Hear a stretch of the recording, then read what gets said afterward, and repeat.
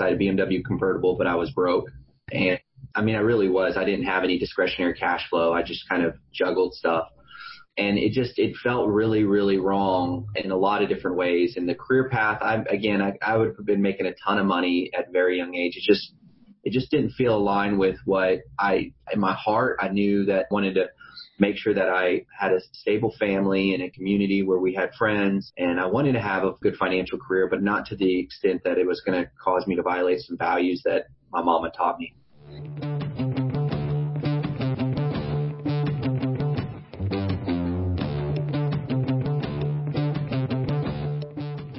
All right, guys, it's going to be a fun episode. We're bringing on Darryl Lyons and talking about his journey of growing up as a poor kid that had to discover things through his journey in life by really going through it, and now runs a very successful company, and he's taking us on his journey. So enjoy this one.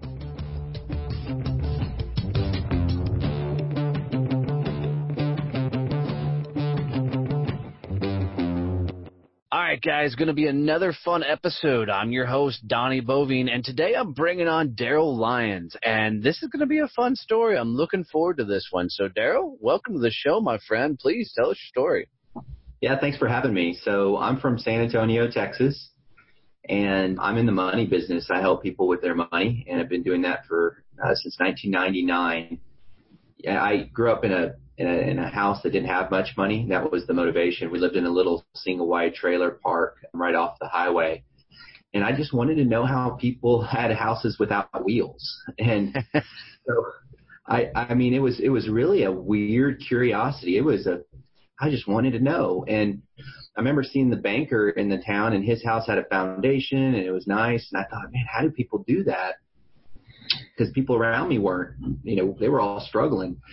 So I went to college, and first thing I did was work at a bank, and I was a bank teller, and that's how I paid my way through school because, obviously didn't have that much money. So I paid my way working as a bank teller it was in the west side of San Antonio, which is an interesting part of San Antonio because it's one of the poorest areas of San Antonio, one of the highest pregnancy rates in the entire country. The primary language in that community is Spanish. So I was this skinny white kid in the middle of a community. So I learned Spanish quickly, at least banking Spanish. But I got a degree in accounting, another one in finance, and started in this industry right after school. I worked for some big companies, but I quickly realized I was going to be on a path to New York or Chicago, and San Antonio's home.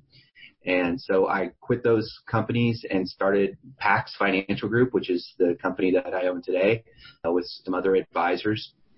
And, that was not an easy journey to make that transition from kind of a cushy corporate job to small business, but it was something that I was really called to do, mainly because one time when I was young, I saw my dad get laid off, and I never wanted to get laid off. So I really felt compelled to start my own business, and never looked back since then. But it hasn't been an easy journey, I'll tell you that, starting a business. Yeah, no kidding. So let's walk through it. You grow up outside of San Antonio, which is a good-sized city in, the southern U.S. and Texas. And on that journey, you're growing up in a single-wide mobile home trailer with wheels, which I've lived in them as well as part of my journey.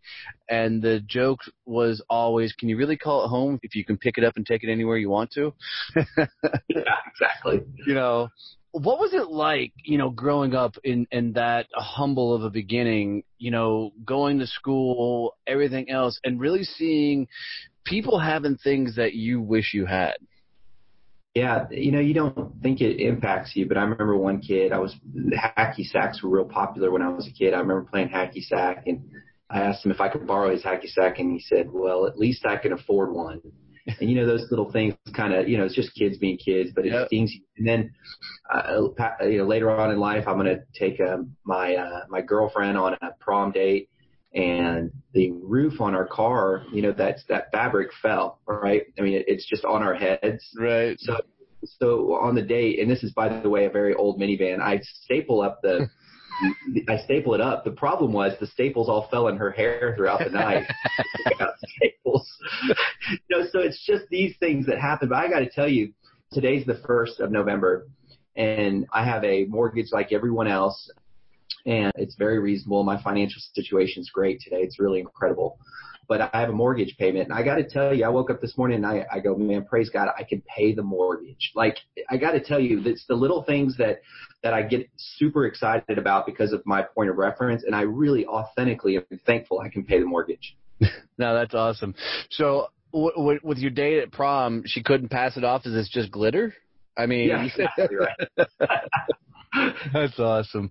That's awesome. You know, I mean, I grew up in a little bitty town in Kansas, and, you know, we didn't own any of the houses we lived there, and, you know, we were renters.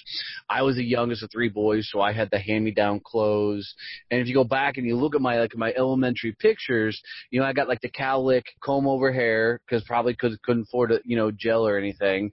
I've got clothes that are a little bit too big for me because they came from my brothers and didn't fit. But I looked happy, which is always, you know, mind blowing to me. Is I don't really think I understood we were poor in a lot of those guards until I had interactions similar to you. I mean, I had a young guy, you know, at one point look at me and, you know, he said, "You can't sit here because you're poor," and I chunked his milk across the cafeteria. I mean, you're like 8 years old, right? Did you know that you guys weren't financially, I don't want to say stable, but you know, at a different tier of financial wealth growing up? Yeah, because we lived in a community that was relatively affluent. So it's kind of strange. You know, my middle school years was in a town called Bernie, and a lot of my peers were doing things that I just wasn't doing. And, you know, they were going on a vacation, or they had a boat, or they had, you know, multiple cars, and it just started to click, you know, your financial situation is not the same. So, you know, that's not uncommon where, you know, today we base our worth or our status relative to who we hang out with. That was the case when I was younger too, when we were around an affluent community, but we were in that pocket. It would probably have been easier if we just were in a pocket of a bunch of poor people, and then we were all like, "Oh, it's all the same." But that wasn't normal, right? Yeah. Right. Yeah, no, that's interesting. I had the same experience when I went from Kansas to Texas. You know, we came from a very small country farming town to suburbs of the Dallas-Fort Worth area, and that was when I first realized that we weren't like everybody else. You know, the clothes were different, hairstyles are different. Now, for me, at that point, that's when I got really rebellious and found myself getting in a lot of trouble. Did that status for you have the same effect, or did you seem to own it better than I did? Yeah. You know, Dallas will do that to you. Dallas will make you reframe your money. That's for sure. Dallas money's different money. Those that are in Texas know that. But you know, what I ended up doing is I ended up taking it out on the football field. And that was where my aggression happened. And I would just clock your head off on the football field. My whole desire then changed to, I'm going to get a college scholarship in football, and that's going to be my ticket. And that didn't work out for a number of reasons, but I'm actually really thankful it didn't work out. And today, you know, at the time it was really devastating because I thought that was my ticket. But really, really super thankful I'm not damaged goods today because of some of the way I played. The way I played, you know, today is just it's not healthy. Yeah, no, I get. That's where I took it out at. Yeah. Yeah. No, I mean, I think that's an answer for a lot of kids is at some point in their life, they're like, okay, I've got to escape. I've got to get out. What's my answer? For me, it was the Marine Corps. Right, that was my ticket out of town to try and change my life. For a lot of people, they try and do the sports route. You know, for me, I discovered along the way that all I was trying to do is run away from me. But everywhere I went, there I was. Right? Yeah, that's so true. That's a good point. We could probably unpack that little comment for about an hour. Right? Good thought. Yeah. Yeah. So you get out of high school and you find yourself in banking. What was that transition like going from, you know, lower income to now you've got to sit and deal with people who have money and the whole 9 yards? Yeah, you know, when I was a bank teller, that was kind of a cool because I did that in college. That was kind of a cool reframing in my life because now the bank that I worked at, a lot of people were real poor. And then all the college kids were relatively poor, you know, just being college kids. Their families were very rich, so I felt pretty comfortable, like in my own skin in that environment. but it still took some work because, you know, you don't understand things. You don't understand how to tie a tie. I'll never forget I was like, I asked Brett, I'll never forget, how do you get your shirts to stay so nicely ironed? How do you do that? And I had no idea there was something called dry cleaning. Right? And so I started to just pick up on these things. And so, you know, it was mainly just kind of picking up clues on how to communicate and how to behave. Then when I graduated and I worked for a Fortune 100 company, and then I was around money, and that's when, but that was not, it was really an unhealthy, I don't know what God was doing in my life, but I got around money in a very unhealthy way just immediately. Because I have somewhat similar, you know, when I finally got to St. Louis and I'm going after corporate America and I'm working for a very large company, you know, wearing the suits and living that environment. For me, I found that it wasn't the what I thought it was. You know, growing up as a kid, if you saw somebody in suits in a corporate building, you know, that was success, you know. That was the successful guys. But once I got there and I got that, you know, it sucked. I didn't enjoy it at all. You know, was that pretty much the same ride for you? For me, it was close to that. What had happened is I was looking for a mentor to teach me how to tie a tie, you know, how to dress, how to walk. I was looking for that. And so I found a couple guys that decided that they were going to mentor me. And so very amiable and just very ambitious, just trying to learn from them. And they would teach me everything to do that was wrong. and financially, let me give you some of the advice I got. Darryl, you're going to be a lot more successful when you get a Lexus and you get married. Okay, fair enough. But that's not the kind of advice that really I know today to be good advice.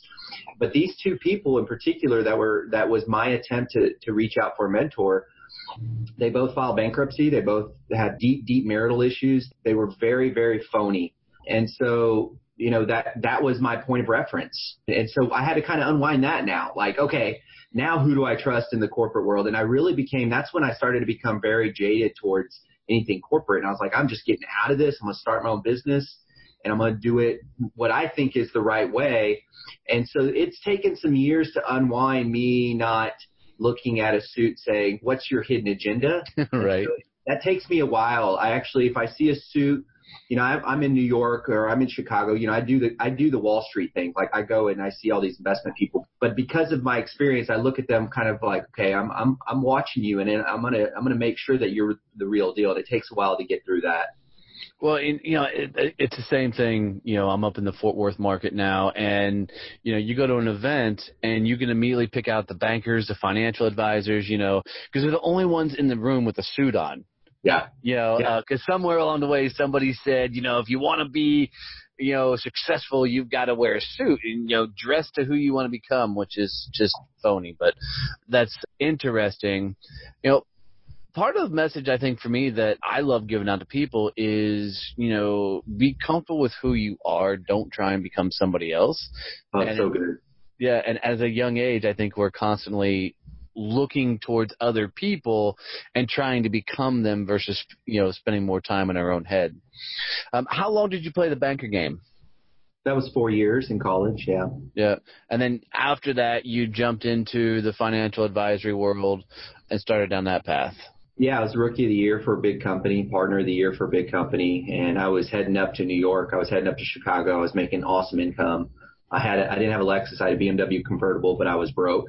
And I really was. I didn't have any discretionary cash flow. I just kind of juggled stuff. And it felt really, really wrong in a lot of different ways. And the career path, I would have been making a ton of money at a very young age. It just didn't feel aligned with what in my heart, I knew that I wanted to do. I wanted to make sure that I had a stable family in a community where we had friends, and I wanted to have a good financial career, but not to the extent that it was going to cause me to violate some values that my mama taught me. Yeah. So no Wolf of Wall Street for you then, huh? No, not at all. Yeah, not at all. But I saw glimpses of that, and it wasn't, you know, you started to question yourself, like, am I, you know, should I, you know, get into that game? You know, the one area that I was struggling with is golf, right? So the idea was, okay, Darryl, you've got to be a good golfer in order to be successful in this industry. And so, man, I tried so hard to play that game, and I was just really bad at it. And I was finally comfortable. I said, you know what, I'm just going to be myself, and I'm going to do what I like to do, which is, today if I can go fishing or hunting or just being with my family, and I just do what I want to do, right? And I don't try to worry about a golf game. People ask me to play golf, I just tell them I don't play, and I'm comfortable with that. But 15 years ago, I would say, let me figure it out, and then I'd spend 3 hours practicing, and then I'd be horrible. So being comfortable in my own skin today is much more relaxing than it was trying to be somebody else 15 years ago. Yeah. Was that through trial and error? I mean, you didn't wake up one morning and go, damn it, I'm just going to be myself. Did failures finally stack up and you were like, all right, I'm going to embrace me? Or was it some epiphany? Well, it was a little of both. There was an event where this was about, I'm trying to think, I think it was about 9 years ago. That was a really good event for my life because I was really struggling. I had placed a trade on a client's account and I lost him a ton of money. I mean, I just lost it. It was gone. It wasn't coming back. It was a mistake. He had a beard and guns and he wasn't happy. And then I tried to play golf. I was doing this golf thing and I was still trying that. And I just played a round where it was embarrassing. And then I ended up trying to do this jogging thing, and I go to San Diego before a conference, and I get lost before the conference. I don't have my phone on me at the time, and so I'm running in the middle of San Diego highways trying to figure out my way back. And so just kind of a degree of frustration. I get back. This is February. I don't forget this because there's beautiful sunglasses and a leather jacket kind of day. And my wife's pregnant with our third child, and I said, look, just stay home. And I'm going to go get some groceries at the grocery store. So I throw my little girl in the back seat, and she's 2 at the time. Her name's Claire. She's a little blonde girl. And we drive to the grocery store right up the road. It's H-E-B is what it's called in San Antonio. And she rolls down the window, and we're just singing. And all of a sudden she screams.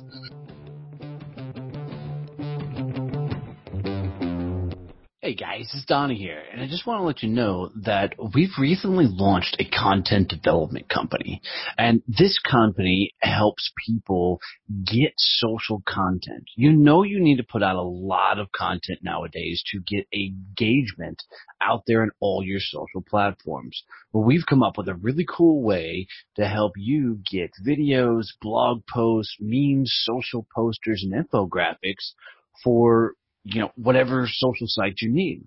So check us out at successchamps.us and learn more about how you can get social content for your social media. Support for this podcast comes from Point Blank Safety Services and Blue Family Fund. Point Blank Safety Services does safety differently. We know everyone is on a journey, and we want to make sure you get where you're going safely. Professional, trained, ready. There's really no comparison. Here's why hiring Point Blank Safety for your next project will make all the difference and save you huge amounts of stress and hassle. Point Blank Safety Services provides certified, uniformed police officers for a full suite of armed guard services. Don't leave the safety of your project to chance. If you're ready to make sure safety truly comes first for your next project, then visit us at pointblanksafety.com. You're listening to Donnie Success Champions, where I believe everybody is on a journey. Life is all about the stories you can tell and teach later. You're going to hear the stories of people who have overcome hardships, failures in life to find success along their journey.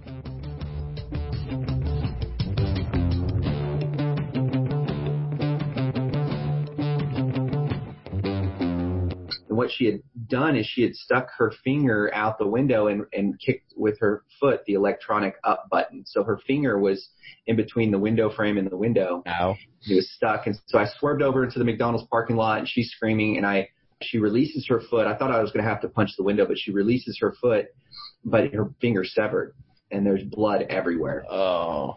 And so I rushed to the Baptist hospital, and Dr. Chris Phelps successfully reattaches her finger. But that night we lost our third baby.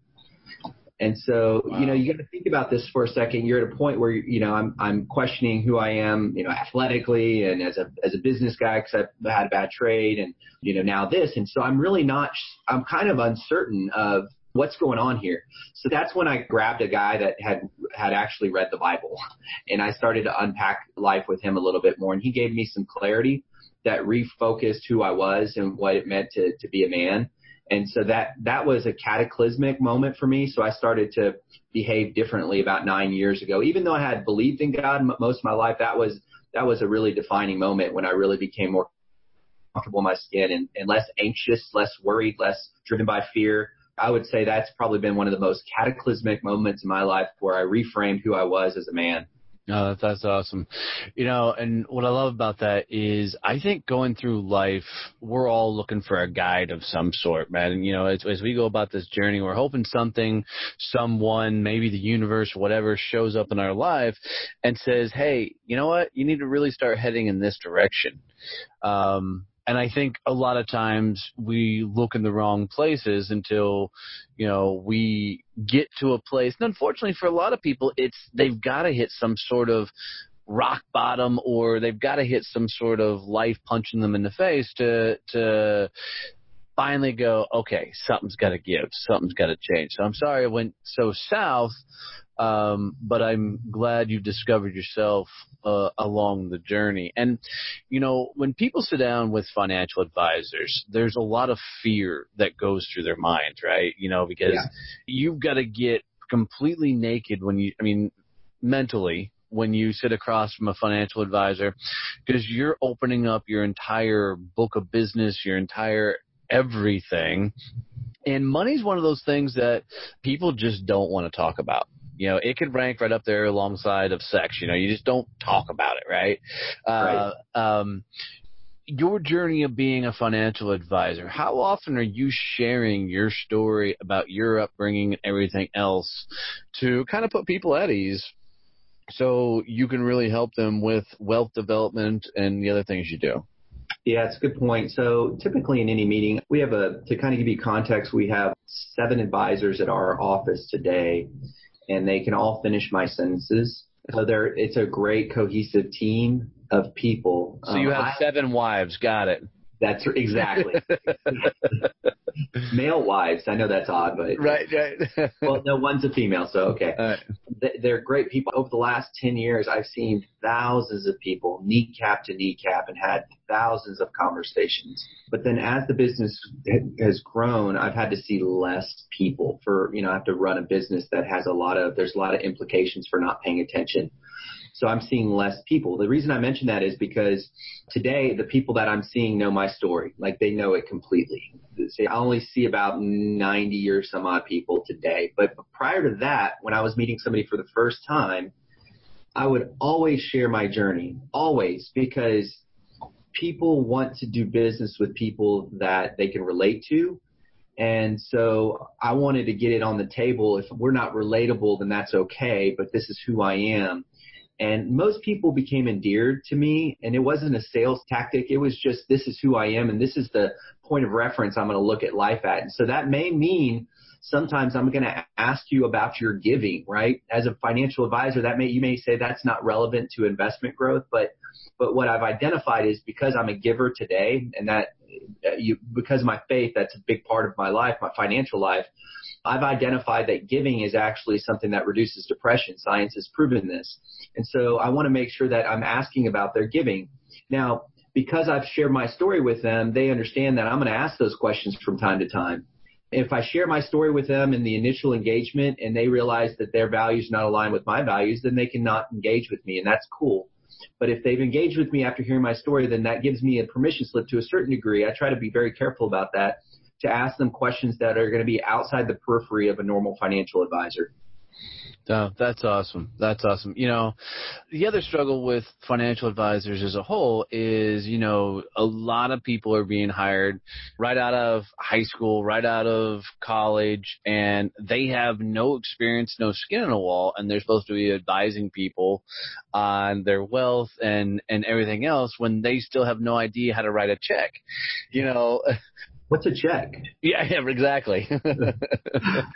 Only reason I have a checkbook anymore is because for my business. Some people just want a check versus. I get it. Yeah, but so it's just one of those industries where companies can literally take anybody, have them pass one test, and now they're a financial advisor. Well, I'll tell you, that's frustrating to me because over the years I've lost, clients just like anyone else, just after so many years. And I'll lose a client because their nephew got in the business. Right. And I'm like, what do I say to that? You have the information in front of you. You see, I got a ton of letters behind my name but I get that. And I was that guy, right? So I started out at 21 and trying to pitch. It was a real hard thing because I stopped telling people I was an advisor and just sold them stuff. Look, I'm just going to sell you life insurance. And they would be, okay, you're going to be my life insurance guy. Cool. Or I'm going to sell you an investment. So I just became a salesman rather than an advisor because I wasn't worthy of being an advisor. I haven't done life yet. What's cool today, though, I think the industry is changing. There's something called registered investment advisory firms that are really popping up and really becoming the new framework for how financial advice looks. And we're one of those. And what that means is that we have a group of salaried advisors. And what we're doing is we're bringing in students from Texas Tech's a great place for this, bringing them in and having them become a mentee for a number of years until they've gotten more experience and more life experience and understanding. And they're not in a sales role. They're just providing what we call paraplanner work, doing the basic casework design. So that model is happening across the country. That's much better entry than what we've seen over the last 10 or 15 years where they throw somebody out and say, go call all your 50 friends and family. That model's still out there for sure, but we're seeing a change, and I think it's for the good. Yeah, no, that's awesome. I really want to dive into that a little bit more, but because of my years in sales training, I have been privy to some brand name financial advisory firms and their training programs, and that I had to walk away from because morally I couldn't associate, nor did I want my company or brand associated with it. But they're telling these kids literally, go in, hard close, don't walk away from the business till you get the deal, browbeat them over the head, and then these kids wash out in 6 months when they can't keep up that pace, and then the company wins because they get to keep those clients. And they're just churning these kids through, and it's tragic. But once companies get to that Fortune, one where they're actually getting traded and they have to increase revenue or they lose investors and they forget where they came from. So that's really, really, really cool. So with this registered financial advisory firm, that's the first I've heard of this. Is that like a CFP type thing? Is it? Yeah, it's slightly different. The CFP is an educational component versus an RIA as a license. So, okay. So I'm a it's regulated.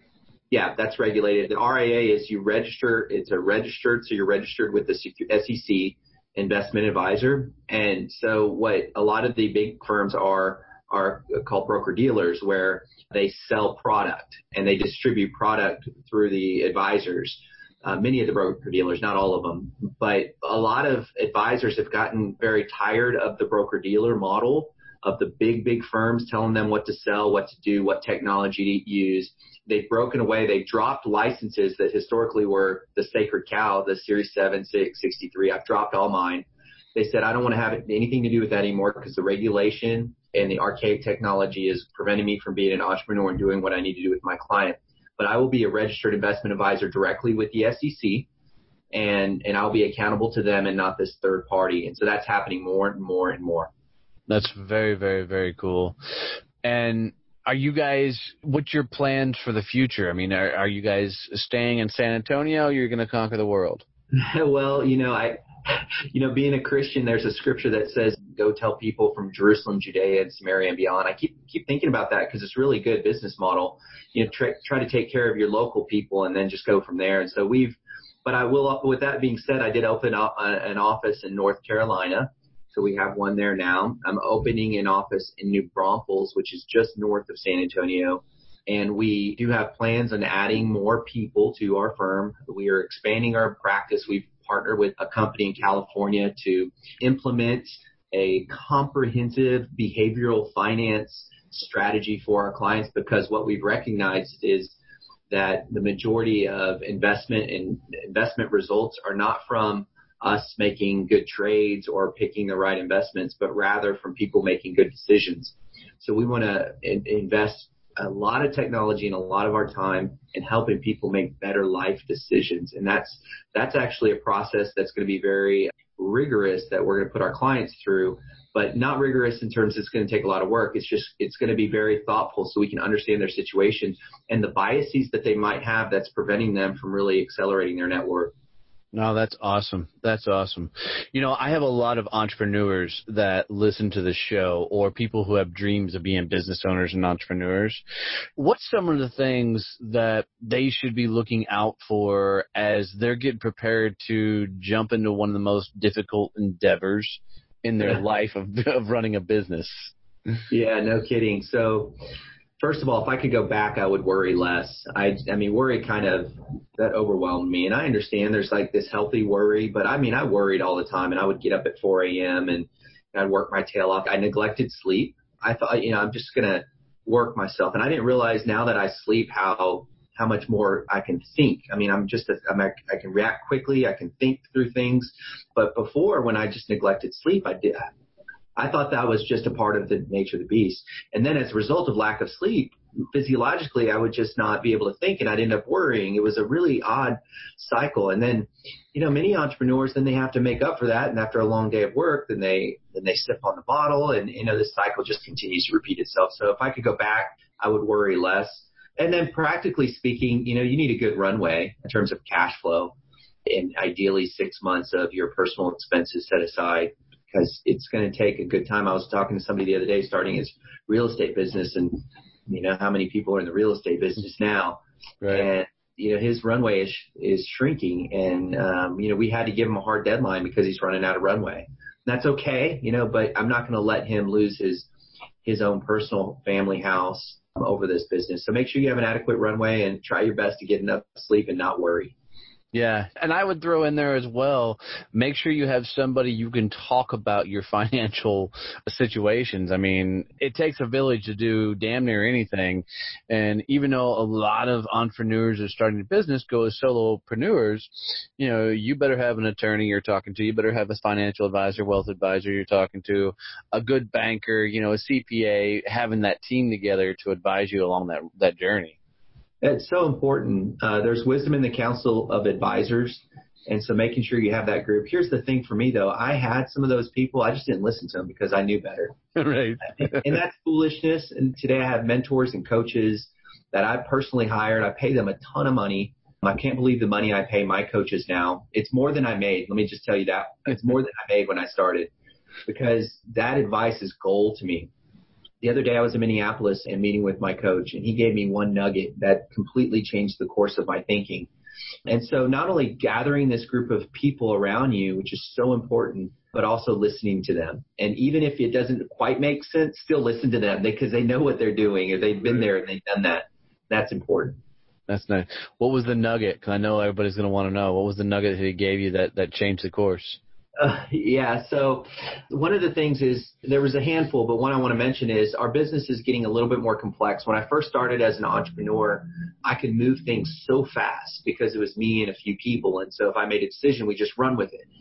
I'm honestly getting so frustrated as the leader of this organization that we can't move as fast. And what he told me, because he's now running very, very multifaceted business, what he told me was, when you get into an organization that has many components, things don't move as fast, and you have to be okay with it. And I was like, okay, I'll be okay with it. It was frustrating to me, and I was just feeling anxious and frustrated and kind of almost resentful for people not letting me move fast. But with that advice, I'm like, okay, I'm going to appreciate that. It's going to be okay. I'm going to let the process work itself out. And that was gold for me. Yeah, that's awesome. I was talking with one of my clients yesterday, and he had very similar frustrations as he's running a multi-million-dollar manufacturing company out in Tyler, Texas. And he's like, Donnie, nobody just works at my pace. He's like, I'm there before the sun comes up. I don't leave till late in the afternoon, and I can shift our entire company by doing a couple of things, and nobody else runs as hard as I do. And I made one simple choice. I said, of course not. It's your business. Nobody's going to ever work as hard on your business as you are.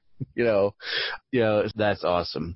So a lot of cool big things happening in your life, and that's really awesome. And I've really enjoyed this conversation. I'm glad you came in here.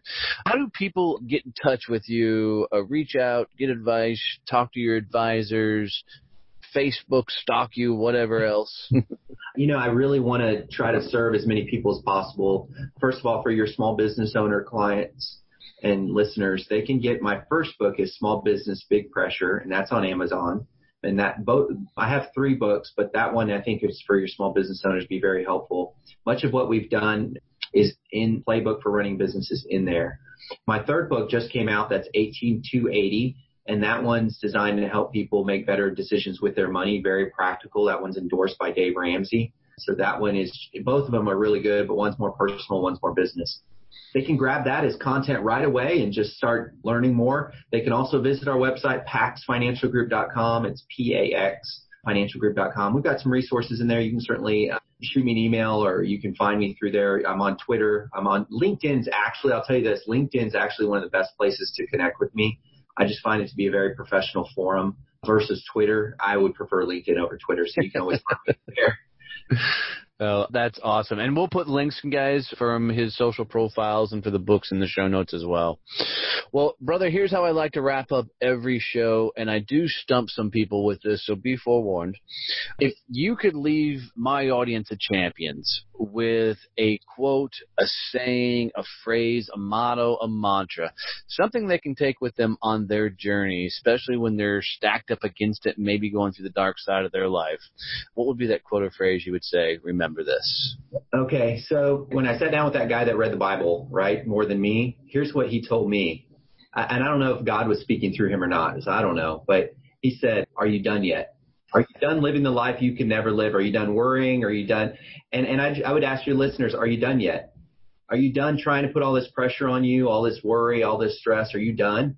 And if so, then make a change. And so I don't think putting all this pressure and worry on you is the way that you need to live life. You can still work hard, be successful, and do great things. I know I'm doing it, but I'm just not worrying anymore. So if you're done, I think you have to find something different to replace that worry with. That's awesome. That's awesome. Thanks for that wisdom, brother. You should get that put on a T-shirt with your company logo on there.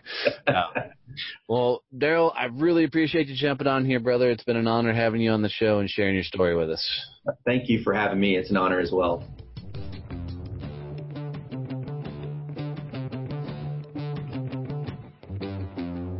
Thanks for listening to Donnie's Success Champions podcast. If you'd like to hear more about our current guest today, or if you'd like to hear stories from our other guests on the show, come hang out with us on our website at successchancepodcast.com.